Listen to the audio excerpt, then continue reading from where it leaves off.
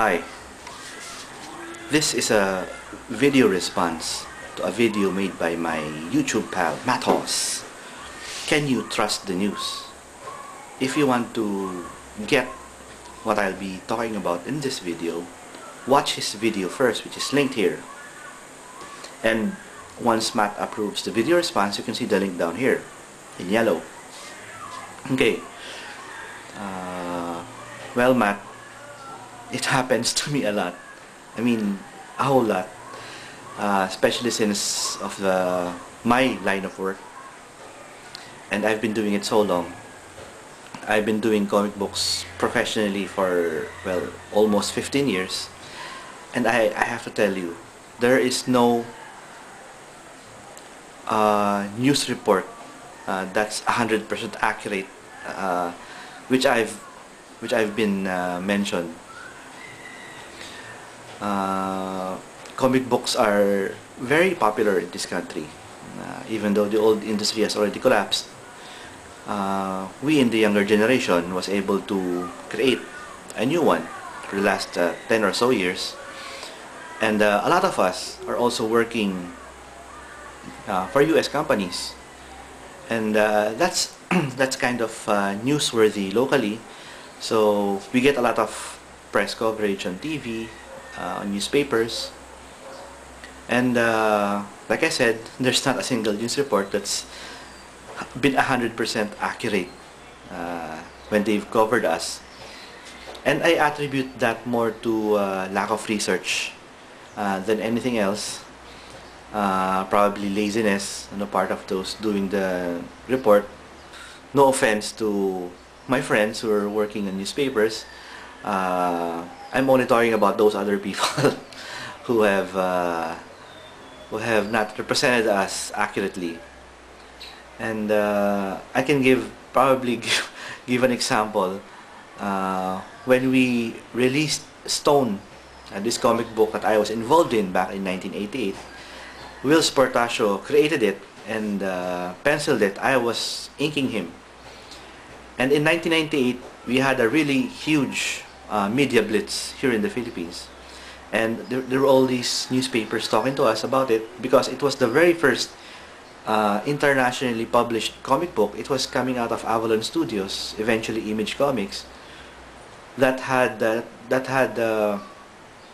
all Filipino characters with a Filipino setting, made by Filipino creators. And it was a really big deal back here 10 years ago. And we were all over the news, tabloids, newspapers, TV. And I remember one news article in a tabloid, I think it was People's Tonight, where it had a picture of me. It was like that. I was posed like that, and below my picture was the name Whilce Portacio. I don't have a scan of the picture right now. I don't know if I can get a copy of that. And in another newspaper, this time a broadsheet, nationwide broadsheet, I won't mention it anymore,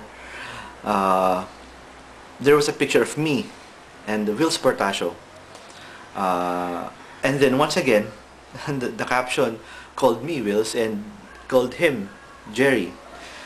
It was, I instead of really being really pissed, I actually just laughed at it, and Whilce just laughed at it. It was, I don't know, we really didn't take that kind of thing too seriously. Besides, Whilce and I look a little bit like, a bit alike, especially when our weights were a little bit more closer. But once in a while, there'd be news reports, news people wanting to interview me, but I've refused because they would send me advanced questions, and I would look at it and I'd be very disturbed because they are not approaching me to get some kind of news.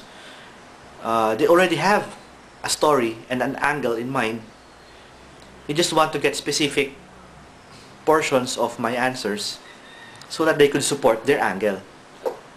And I could not, it was already something that I could see.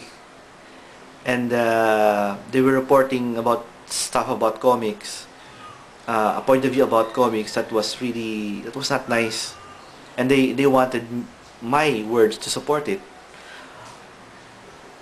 Even though if they take those words from me exclusively, I won't be lying, but not reporting everything else about it is actually giving a distorted version of the news, and you won't get 100% representation of the truth. So I refused. So yeah, I myself don't trust the news 100% because I have first-hand experience of what's it like and how these people work.